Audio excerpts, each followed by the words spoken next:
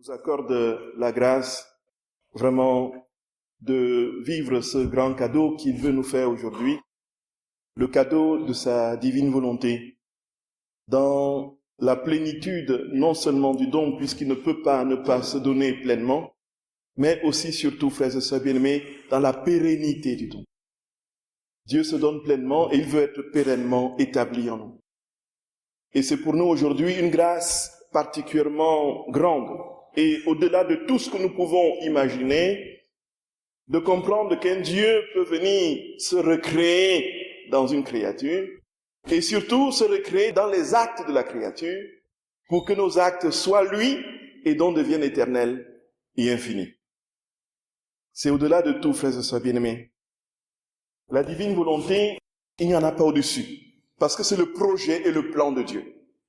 La divine volonté, il n'y en a pas au-dessus, parce que c'est le règne de Dieu dans les âmes, d'une part, la restauration de toute la création et l'achèvement de l'œuvre de la rédemption qui n'était que préparatoire. Et c'est pour cela que nous voulons dire un infini merci à Jésus. Que nous, aujourd'hui, pauvres humains pécheurs, avons la grâce de goûter, de comprendre ce que c'est que cette vérité et de pouvoir, autant que la grâce nous est donnée et autant que nos cœurs sont disposés, de l'accueillir et de le réaliser dans nos vies. Frères et sœurs bien-aimés, c'est mon souhait le plus ardent, le plus vibrant et le plus consumant, celui que je vous formule, que je nous formule à tous, que Jésus vienne désormais vivre en nous, que nous soyons désormais bientôt les copies de Jésus, que nous soyons bientôt désormais, frères et sœurs d'amour, des jumeaux de Jésus et des jumelles de Jésus. Que nous soyons désormais bientôt véritablement comme à l'origine, à son image et à sa ressemblance. Et il n'y a pas plus grand. Le Seigneur nous dit que ça va se faire, que cela va se faire. Et que quoi qu'il arrive, ça se fera. Serons-nous encore vivants pour voir la prière de notre Père être exaucée? Dieu seul le sait. Mais toujours est-il, frères et sœurs bien-aimés, que cela adviendra. Si nous ne le voyons pas ici-bas, nous le verrons de là-haut. Parce que Dieu, il est fidèle éternellement et sa promesse unique éternelle. Et nous voulons dire un infini merci au Seigneur. Et avant tout, frères et sœurs d'amour, je voulais vous dire combien, vraiment du tréfond de mon âme, du tréfond des fibres de mes entrailles invisibles, j'ai vraiment soif que le Seigneur prenne toute la place dans nos âmes, en commençant par la mienne. Et alors, frères et sœurs bien-aimés, la divine volonté, c'était pour dire que la divine volonté, ce n'est pas une théorie. Ce n'est pas quelque chose d'éthéré. Ce ne sont pas des élucubrations idéologiques comme nous pouvons le lire dans nombreuses littératures. La divine volonté, c'est la vie pleine de Dieu, totale et parfaite de Dieu. Comme il l'a dit et comme il le veut l'accomplir, c'est la réalisation de la plénitude de sa vie dans nos âmes. Et alors, aujourd'hui, frères et sœurs bien-aimés, nous sommes à différentes vitesses.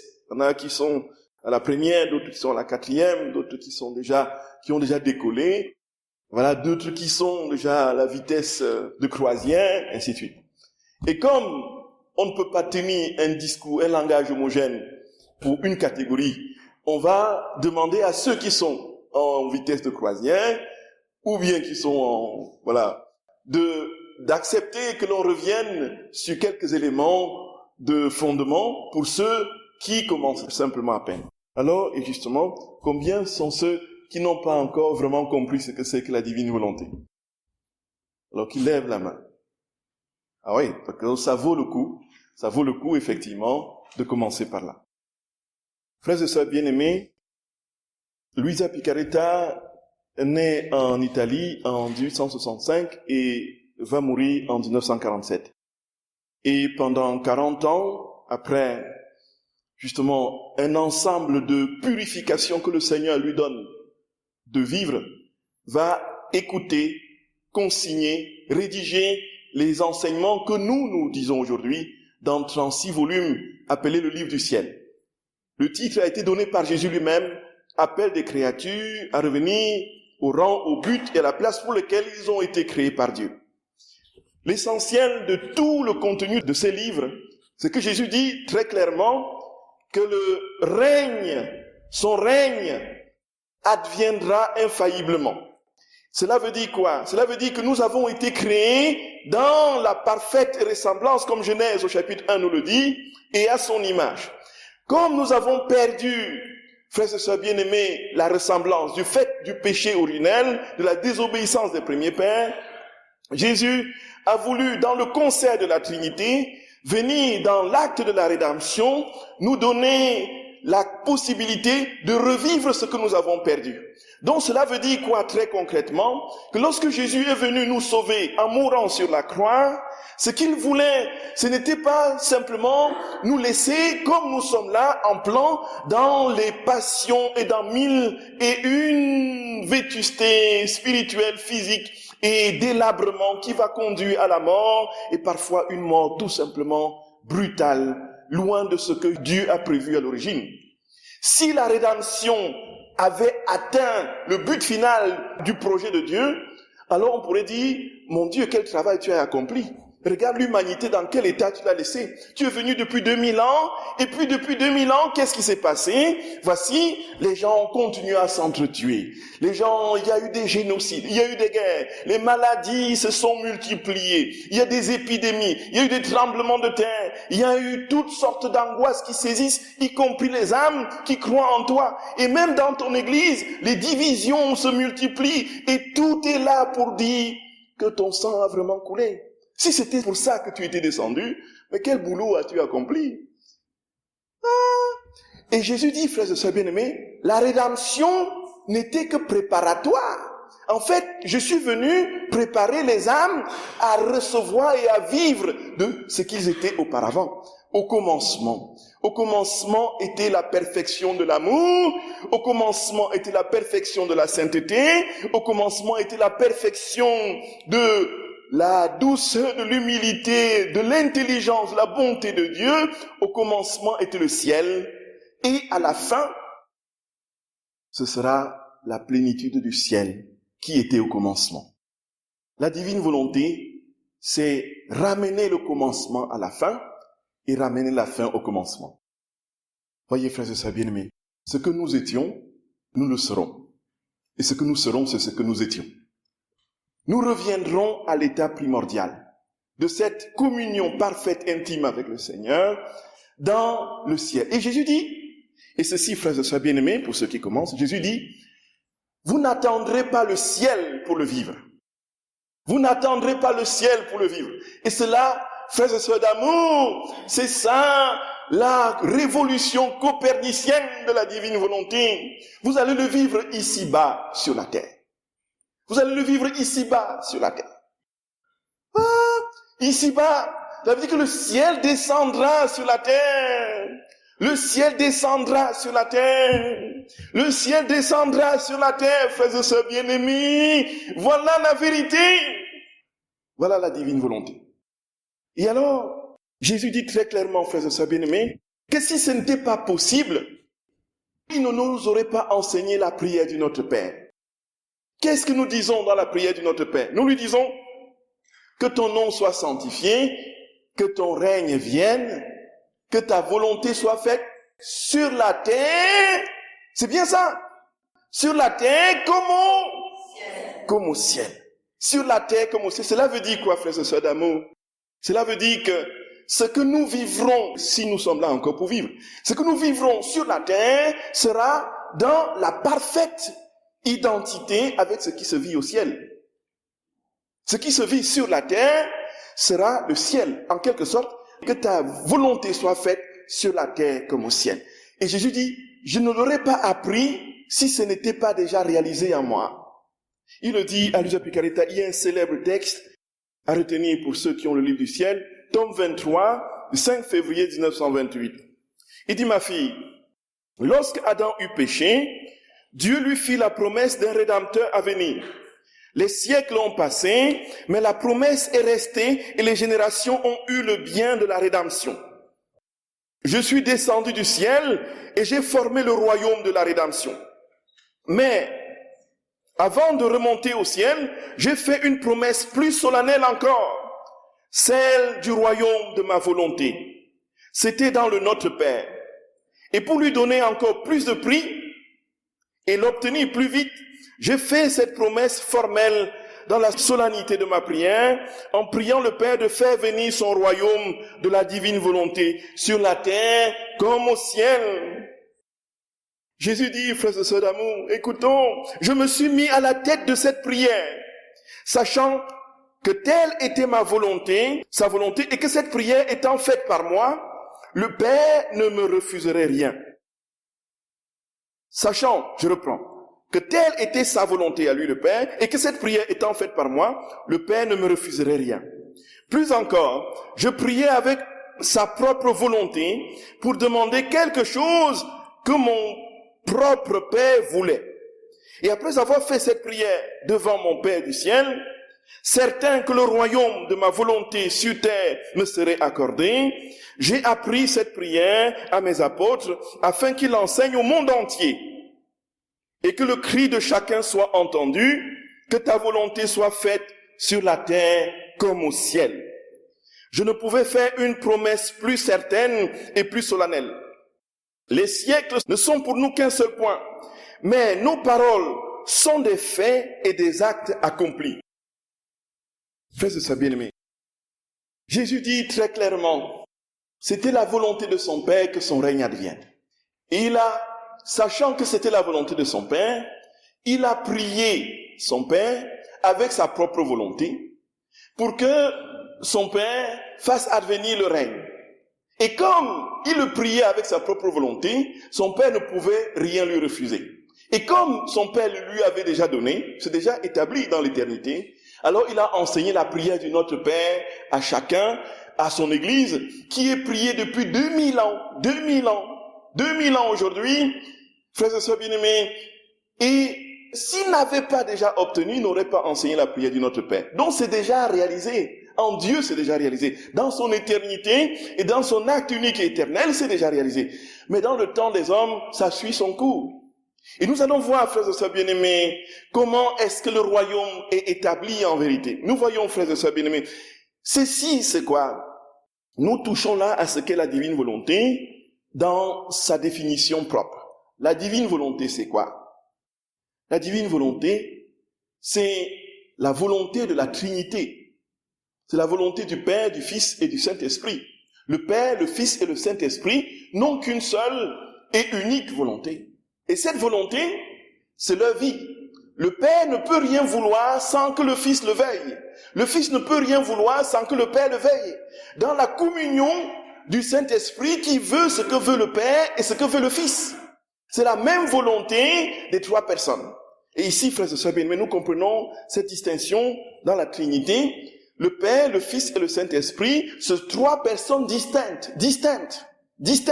Le Père n'est pas le Fils n'est pas le Père, le Saint-Esprit n'est ni le Père ni le Fils. Contrairement à certaines hérésies des premiers siècles, frères et sœurs bien-aimés, qui ont confondu justement dans ce qu'on appelait le patripassianisme ou le modalisme. C'est-à-dire qu'on a un seul Dieu selon cette hérésie, et puis cette hérésie veut que Dieu se soit déployé en trois modes différents.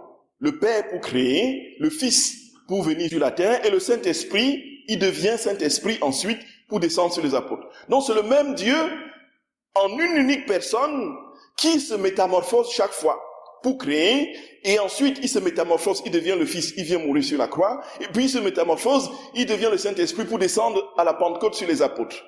Et là, ça c'est une hérésie. Le Père n'est pas le Fils n'est pas le Père. Il y a trois personnes, un seul et un Dieu.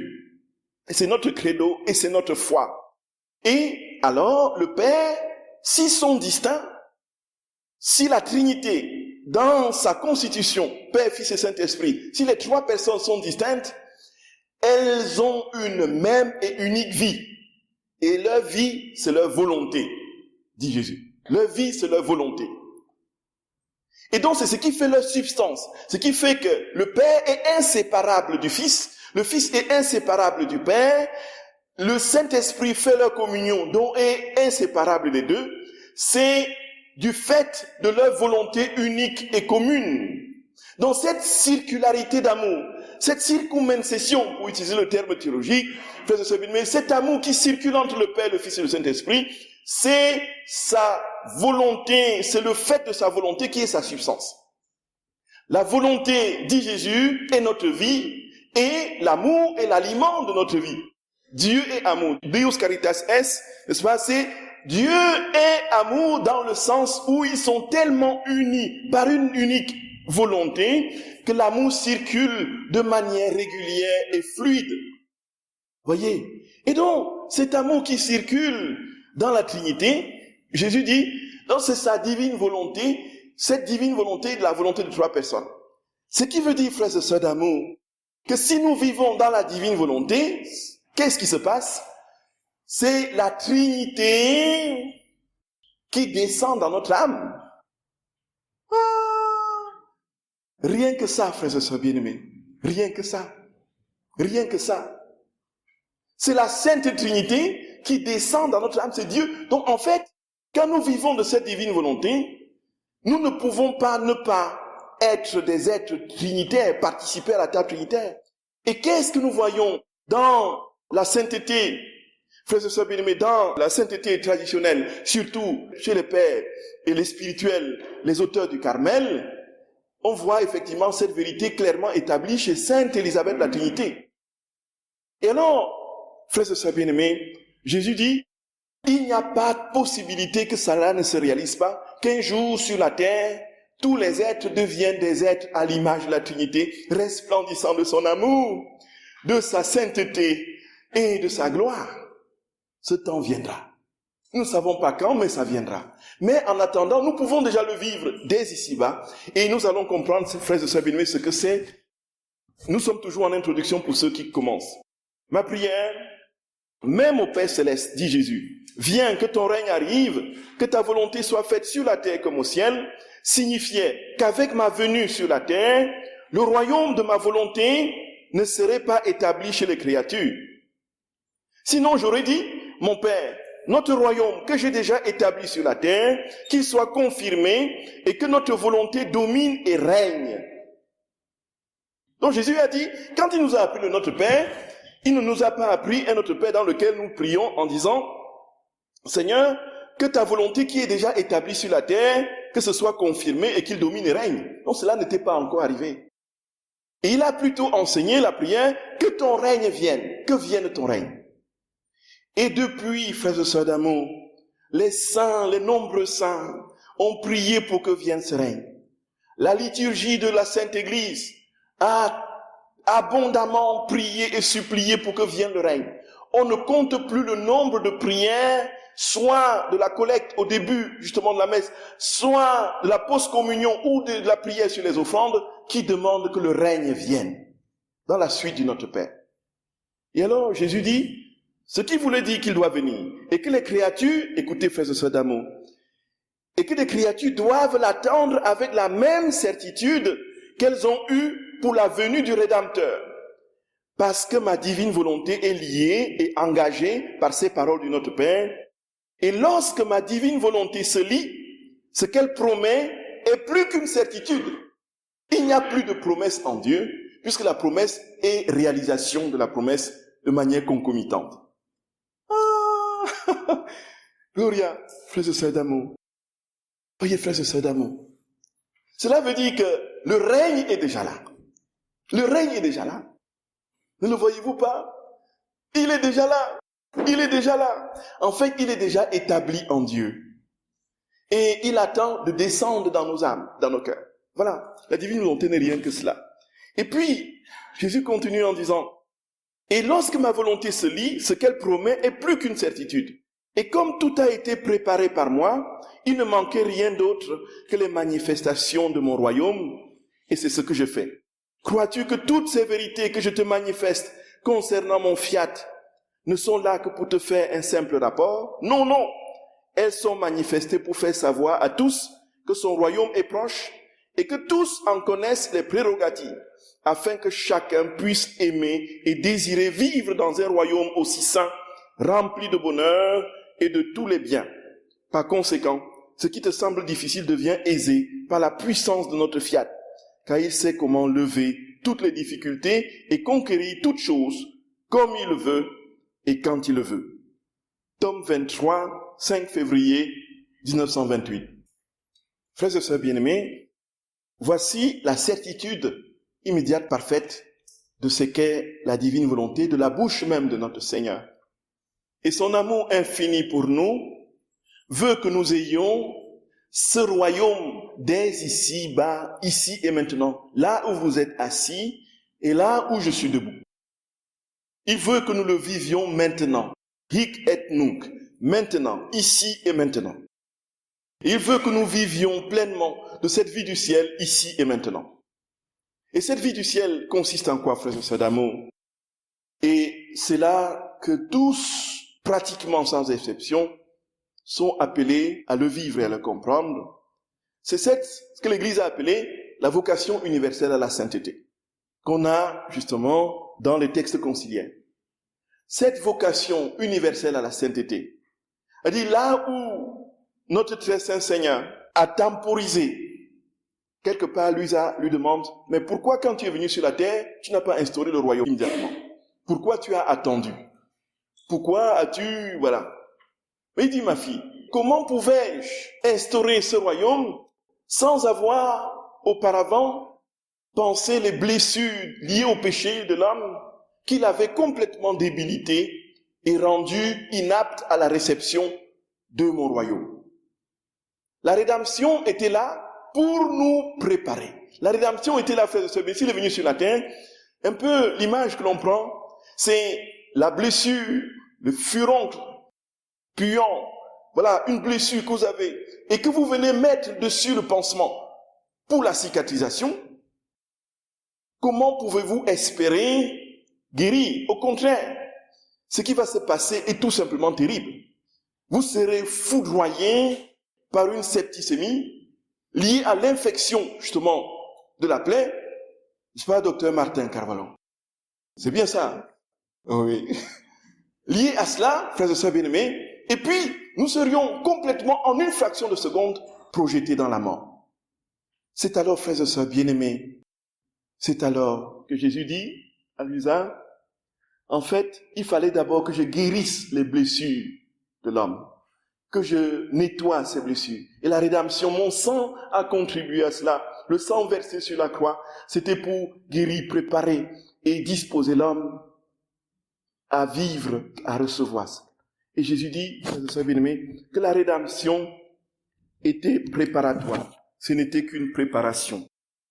Il le dit à Luisa Picaretta au tome 26, du 25 août 1929. Il dit, ma fille, tu dois savoir que ma venue sur terre et tout ce que j'ai fait dans la rédemption, ma mort même et ma résurrection, n'étaient qu'un acte préparatoire pour le royaume de ma divine volonté. Et lorsque j'ai formé le Notre Père, je formais le germe du royaume de ma divine volonté parmi les créatures. Et si, lorsque je parle, je crée et accomplis à partir de rien les œuvres les plus grandes et les plus merveilleuses, j'ai bien plus encore la vertu de créer ce que je veux par l'empire de ma prière parlée. C'est pourquoi le royaume de ma volonté fut créé par moi dans l'acte de ma prière, alors que je formais et récitais le Notre Père. Et si je l'ai enseigné à mes apôtres, c'était pour que l'Église, en le récitant, puisse irriguer et féconder ce germe et qu'ils puissent se disposer à modeler leur vie selon les dispositions de mon divin fiat. Jésus dit très clairement, sa naissance, sa mort et sa résurrection n'étaient qu'un acte préparatoire, la préparation de ce royaume qu'il a initié et qu'il a créé dans la prière de notre Père qui nous a enseigné.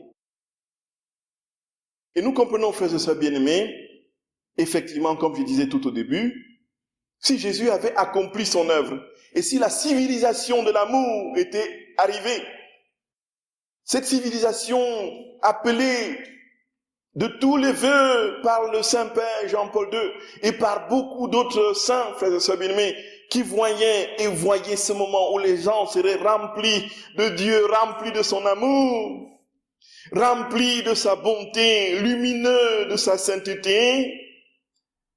Si cela était déjà réalisé, pourquoi serions-nous dans cette humanité aujourd'hui, frères et sœurs bien-aimés, où on a pratiquement atteint le sommet, alors le sommet absurde du mystère de l'iniquité, où le mal a définitivement, quasiment dominé, au point où, même si dans les siècles passés, on avait une claire compréhension de ce qu'est le mal, parce que le mal se faisait, aujourd'hui, on a complètement, totalement et parfaitement perdu cette compréhension du mal, du sens du bien et du mal, et le mal est devenu le bien, et le bien est devenu le mal. Au point où l'on dit, où l'on réclame comme un droit fondamental de supprimer une vie. On n'avait jamais, frères et sœurs bien-aimés, pensé. Aujourd'hui, vous dites ce qu'est la vérité. Vous êtes infiniment et puissamment et de manière incroyable et absurde combattu, démoli, parce que vous dites ce que c'est que la vérité, ce que c'est que le bien. Tout simplement parce qu'il y a une perte définitive, quasi définitive, juste pour un temps. Mais Jésus dit, si j'avais accompli, nous ne serions pas là aujourd'hui.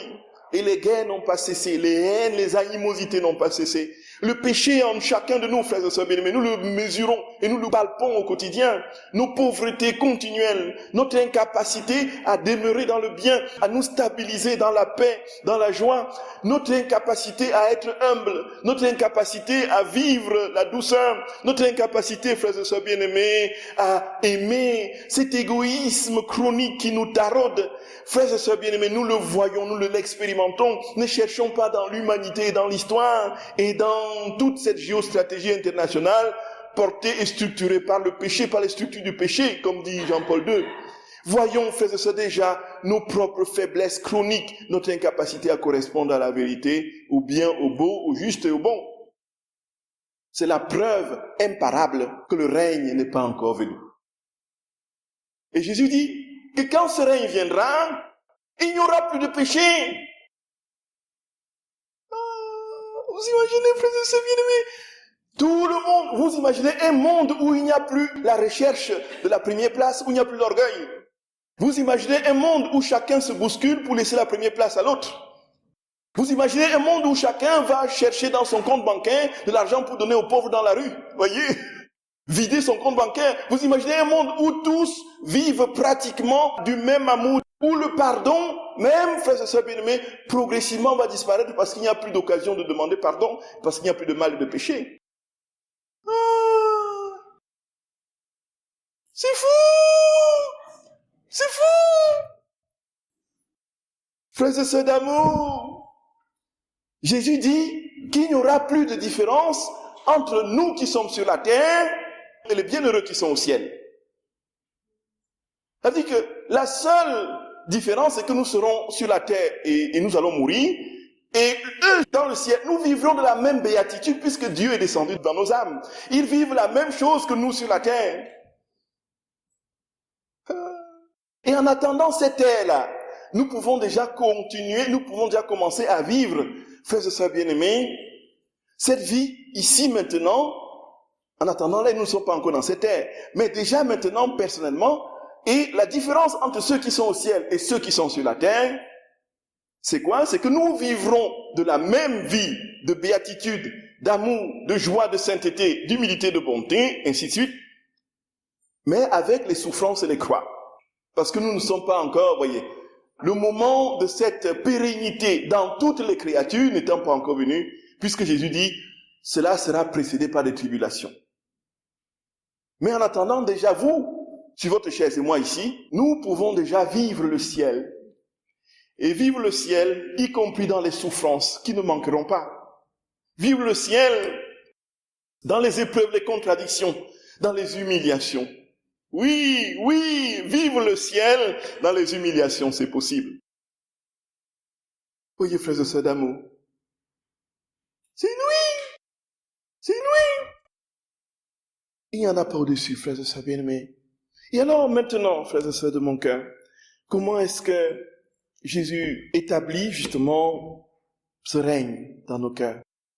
Jésus dit, et ça c'est la particularité de la sainteté dans la divine volonté, Jésus dit que pour que ce règne advienne dans nos âmes et dans nos cœurs, bref, pour être saint de la sainteté de la divine volonté de la vie du ciel sur la terre, Jésus dit très clairement qu'il n'est plus possible de vivre comme auparavant, où nous étions, je suis toujours pour les commençants, pardon mes très chers, pour ceux qui sont déjà bien avancés, que nous vivions comme on le vivait auparavant, dans un face-à-face avec Dieu.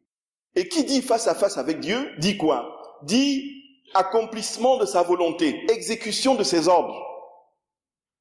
On est le garçon de course qui fait ce que Dieu nous dit de faire. Et quand on a essayé de bien faire ce qu'il a fait, on est content. On dit maintenant, Seigneur, tu vois bien, je mérite que tu me donnes le ciel, que tu me donnes tel cadeau. Je mérite que tu guérisses, que tu enlèves le bouton que j'ai sur le front, sur le visage. Je mérite que tu me donnes, du travail. Je mérite que tu me donnes la santé, que cette maladie, ainsi de suite. Voilà. Tout ceci, nous sommes dans le vis-à-vis et dans une relation de servilité avec Dieu.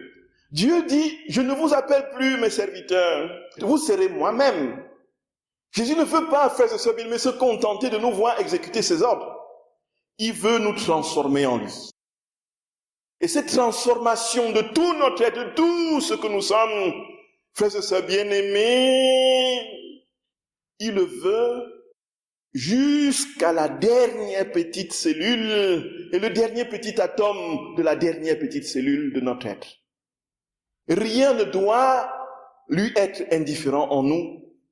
Et alors, il établit 3 conditions. La première, frères et sœurs bien-aimés, c'est la bonne disposition de l'âme. Qui dit bonne disposition de l'âme, dit très concrètement, dépouillement de tout intérêt propre, dépouillement de tout parasite qui vient justement phagocyter cet amour qui devrait être uniquement dirigé vers le Seigneur. Qui dit bonne disposition, dit absence de péché. C'est pourquoi la divine volonté n'est pas une formule magique, comme beaucoup ont tenté de l'expliquer et de le faire comprendre. Ce n'est pas divine volonté vient et tout, voilà, le ciel descend. Divine volonté vient et... Si la divine volonté vient rencontrer, vous demandez la divine volonté, alors que vous n'avez pas pardonné à celui qui vous a fait du mal, vous n'avez pas fait votre devoir de père, de mère, d'époux, d'épouse, vous avez été complètement absent de tout ce qui est humilité, charité, bref, et vous demandez à la divine volonté de venir prendre possession de vous et de faire des choses en vous. Dieu ne peut pas cohabiter avec le mal et le péché. Ce n'est pas possible, frères et sœurs bien-aimés. Et donc nous allons dire divine volonté autant de fois que nous voudrons, et notre vie ne changera pas. Et nous allons vivre dans l'illusion d'être dans la divine volonté, parce que nous disons la divine volonté tous les jours, viens, nous faisons nos prières, nos rondes, et ainsi de suite. Les rondes passent et glissent comme de l'eau sur la plume de canard. Il n'y a rien qui rentre, parce que notre cœur n'est pas disposé, parce que nous avons encore des haines, des rancunes, des refus de pardon, toutes sortes de péchés qui empêchent Dieu de venir vivre en nous. Et il va venir, chaque fois que nous l'appelons, il vient, il se poste à la porte de notre âme, il regarde, mais est-ce que je peux rentrer? Il dit non, il n'y a pas de place pour moi, je ne peux pas rentrer. Et nous allons continuer dans l'illusion de croire que Dieu est avec nous, parce que, d'où, frères et sœurs d'amour, la vie sacramentelle, le sacrement de réconciliation, le sacrement du pardon. Allez à confesse autant de fois que vous en ressentirez le besoin, frères et sœurs d'amour. C'est absolument indispensable, absolument incontournable. C'est absolument, aujourd'hui, au temps où nous sommes, c'est absolument nécessaire. C'est une nécessité vitale, c'est une question de vie ou de mort. Libérons nos âmes et laissons Jésus venir prendre toute la place en nous, qu'il ne trouve rien en nous qui l'empêche de s'établir et de faire de nous son ciel. Frères et sœurs bien-aimés, Frères et sœurs bien-aimés, c'est le cri de Jésus. Le cri de Jésus, le voilà. Il dit, j'ai soif de vos âmes. J'ai soif. Donnez-moi votre cœur, donnez-moi votre âme. J'ai soif, je vous en prie, donnez-moi votre âme. J'ai soif. Et Jésus dit à Luisa Picaretta, dans un texte, frères et sœurs d'amour, en fait, nous pensons que la plus grande souffrance de Jésus, c'était le temps de sa passion.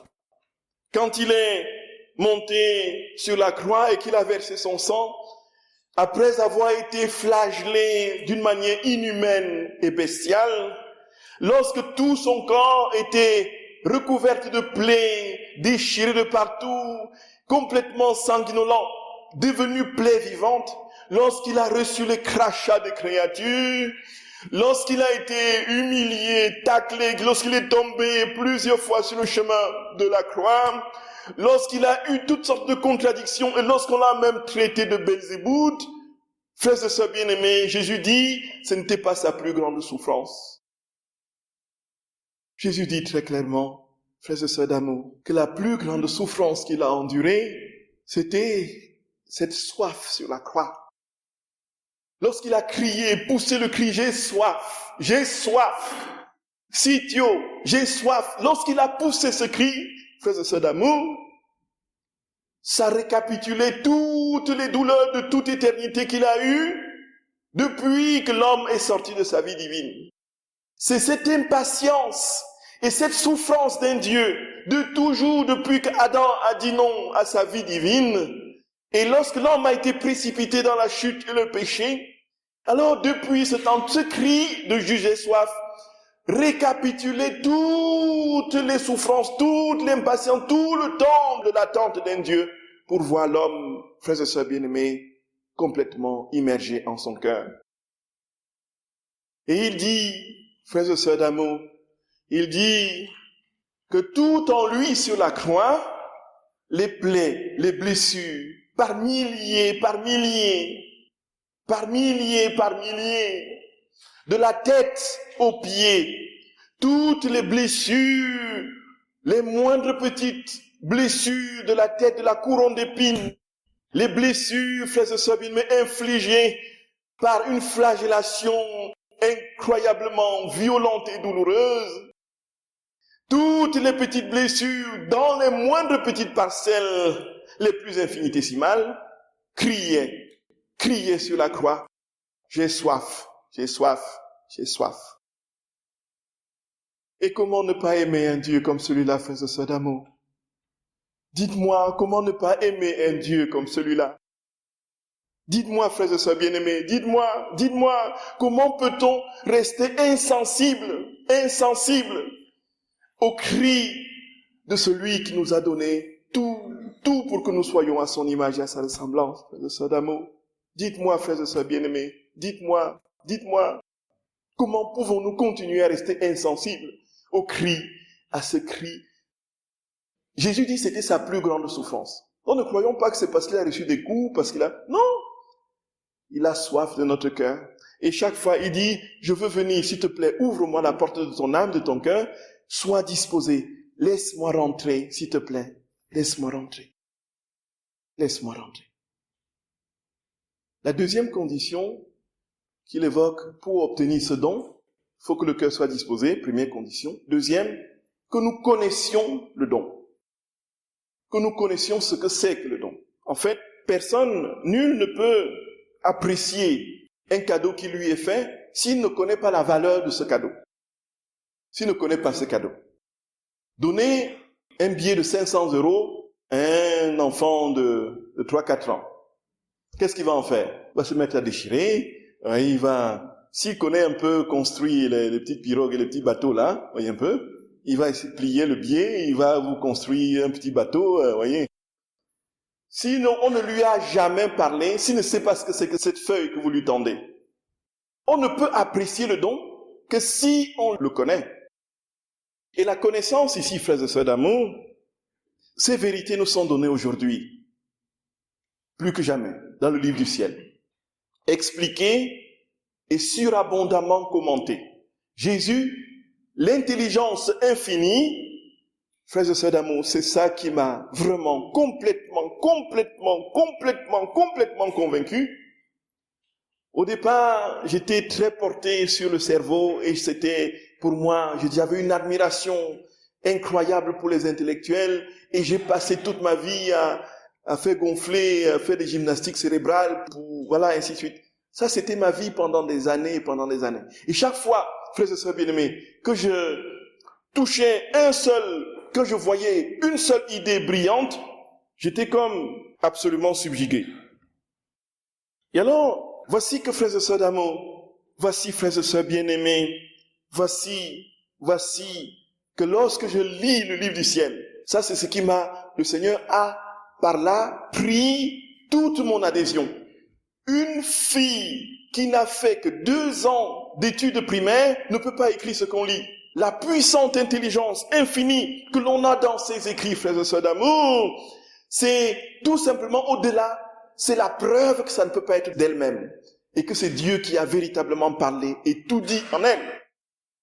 Et alors, Jésus, dans cette intelligence infinie, nous développe ce que c'est que ce don qu'il veut nous donner. Et le Seigneur nous dit, prends connaissance de cela. Et bien sûr, la connaissance n'est pas une connaissance intellectuelle, d'ordre cérébral. Il ne s'agit pas, frères et sœurs bien-aimés, de multiplier des déductions logiques et d'entrer dans les syllogismes.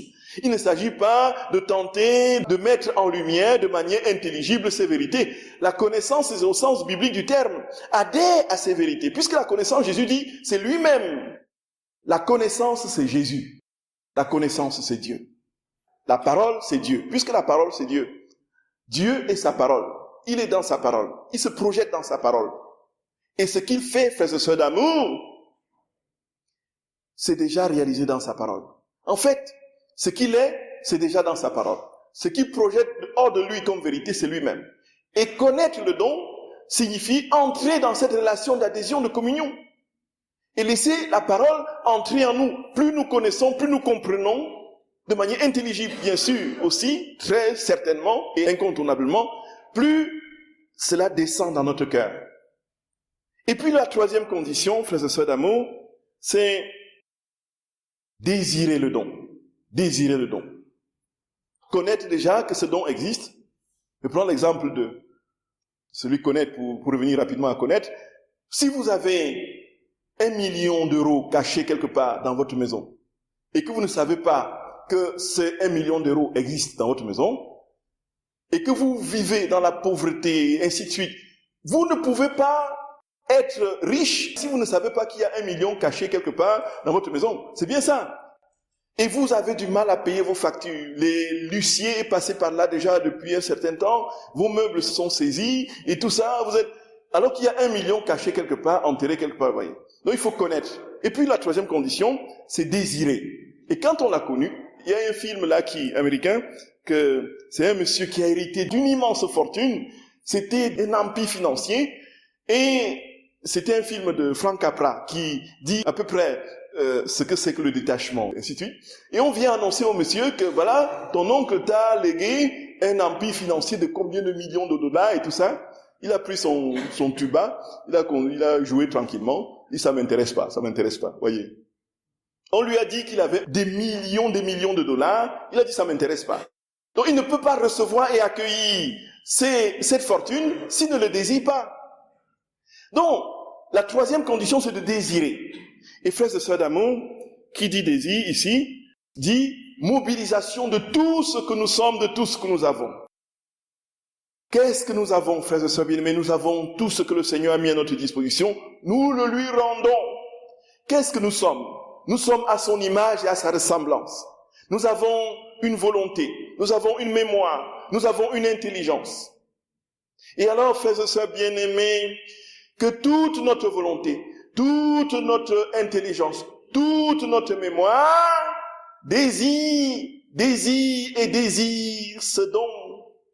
Et alors, frères et sœurs bien-aimés, si tous nous-mêmes, si nous sommes tendus vers ce désir, cette soif, ce désir qui n'est pas psychopulsionnel, mais une soif ardente, comme un cerf altéré cherche l'eau vive, ainsi mon âme te cherche, toi mon Dieu.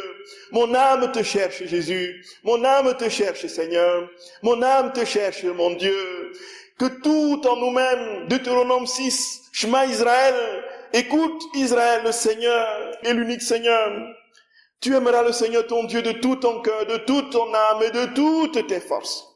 Frères et sœurs d'amour, toute notre vie, à qui irons-nous, Seigneur? À qui irons-nous? Tu as les paroles de la vie éternelle. Si je me détourne de toi, où irai-je, Seigneur? Où irai-je sans toi, Jésus? Où irai-je? Que toute notre vie tende vers lui, que rien en nous ne soit en dehors de lui. C'est cela désirer, le chercher, lui et lui seul, frères et sœurs bien-aimés. Je te cherche, mon Dieu. Où es-tu, mon bien-aimé? Où es-tu, mon amour? Où est-ce que je vais te trouver? Moi, je te cherche depuis tant, comme l'épouse, la bien-aimée du Cantique des Cantiques. Je parcours montagnes et vallées. Où es-tu, mon bien-aimé? Où es-tu? Où es-tu? C'est ça, désirer. C'est cela, désirer. C'est cela, désirer, frères et sœurs bien-aimés. La vie chrétienne, la vie, cette sainteté, ce n'est pas une question d'à peu près. Ce n'est pas des dévotions où on dit, bon, maintenant j'ai fait mes 24 heures de la passion, c'est bon. Maintenant j'ai fait lu le livre de 31 jours, c'est bon. Voilà, j'ai fait ça aujourd'hui, voilà, j'ai fait une ronde, ouais, c'est bon. Tac, tac, tac, tac, tac, tac, tac, tac, tac. Non! Non! C'est tout mon être.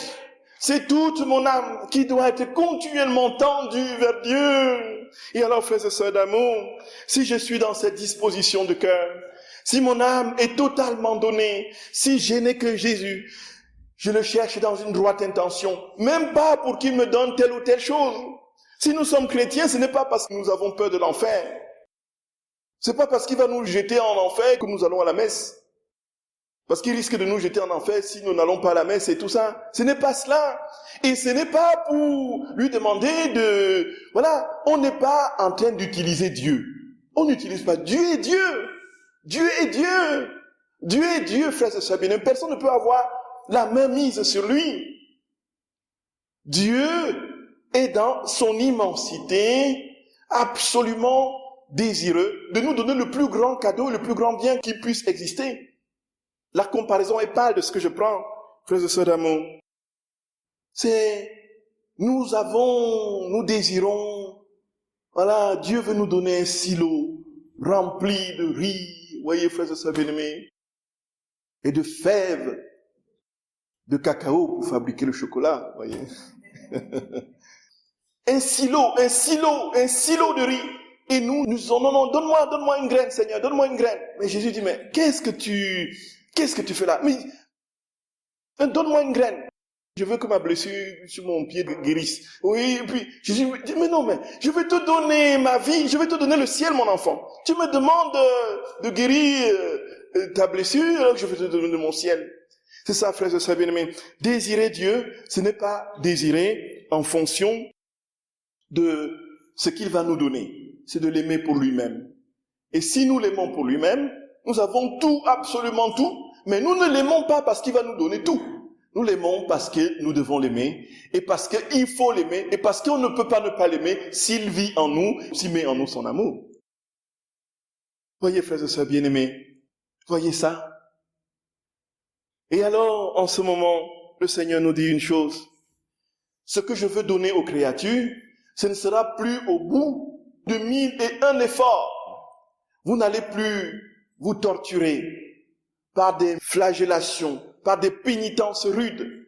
Vous n'allez plus entrer dans une tension psycho-émotionnelle pour tenter de correspondre.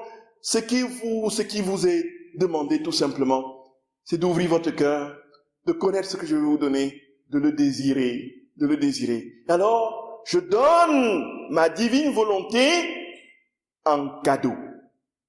Le ciel descend dans votre âme en cadeau. Rien, frères et sœurs bien-aimés, rien de vos mérites, simplement le fondement de votre amour, de votre droite intention, de votre désir. Le ciel descend dans votre cœur, ici et maintenant, et vous devenez une copie de moi. Et quand je vous regarderai, je me verrai moi-même en vous. Et quand vous irez devant un miroir, c'est mon visage que vous verrez. Gloria, Seigneur mon roi d'amour. Et Jésus dit, maintenant, si tu remplis les conditions, demande-moi le don. Et je vais te le donner maintenant. Et tu vas déjà commencer à vivre le ciel ici-bas. Et frères et sœurs bien-aimés, nous allons nous rendre compte, si nous pratiquons cela, en demandant à Jésus de venir faire des choses en nous, parler en nous, prier en nous, faire tout en nous, marcher en nous, ainsi de suite. Notre vie progressivement va se transformer. Et cet après-midi, nous allons voir comment la modalité de cette transformation.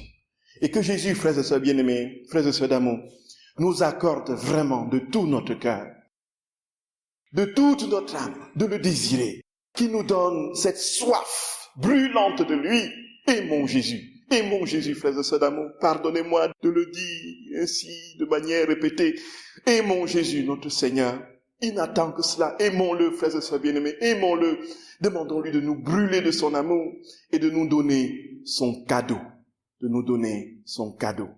cadeau de sa vie divine, pour que déjà le ciel commence sur la terre. Oui, Jésus d'amour, nous sommes loin de remplir toutes ces conditions. Et nous te prions humblement, Seigneur, notre Roi, de venir disposer notre cœur, de nous donner d'étudier ta parole dans l'Écriture sainte et dans le livre du ciel. De nous accorder, Seigneur, notre Roi, d'entrer dans ce désir ardent qui était le tien lorsque tu as voulu venir t'incarner et lorsque tu as voulu racheter le monde. Maintenant, ce même désir qui est le tien lorsque tu veux le restaurer dans la plénitude originelle de ta vie. Seigneur, nous voulons te dire que nous sommes prêts maintenant, Seigneur. Nous sommes prêts. Viens, Seigneur, sans plus tarder. Aide-nous à être prêts. Et viens nous brûler de ton amour. Fais de nous un autre toi, Seigneur.